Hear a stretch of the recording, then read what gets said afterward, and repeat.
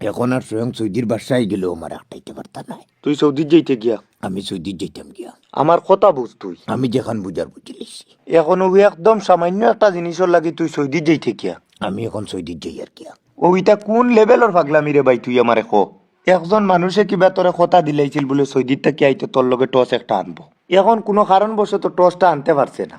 এখন তোর লগে টস একটা না নাই তুই সৌদির যাইতে গিয়া। আমি সৌদির যেতাম গিয়া।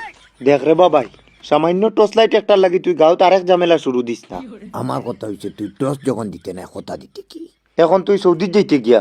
আমারে জানো তো একবার যখন কইলেই আমি করিয়া লোক ছাড়ি। যেদিন হে আমার লোকে বেইমানি করে। ইকানো বেইমানি কিতা করলো টস এ আনতে পারছে না। 3টা টস হে বাড়িতে লইয়া আইছি। ও আমার কাছ থেকে নে তুই পুরা 3টা টস লইয়া হে বাড়িতে আইছি। এমনকি কোন টস কোন জায়গাত পাঠা হইছি অতটুকু ইনফরমেশন আমার টেন আছে। আমার নাম সিআইটি। তুই আমার কথা শুন। আমার আর বুঝানি যাইও না। পুরা 1 বছর থেকে টসটার আশায় পুয়াত চিন্তা করতাই না কত বড় কামটা করছে। এখন সমাধান কিতা তুই ওটা আমারে কো। তোর টস দরকার নেই, তোরে টস একটা আমরা দিয়া দিমু। পুরা গ্রামবাসীর রিকোয়েস্টে বাবাই তুই টসটা লইয়া গাও খানো আরেক ঝামেলা শুরু দিস না।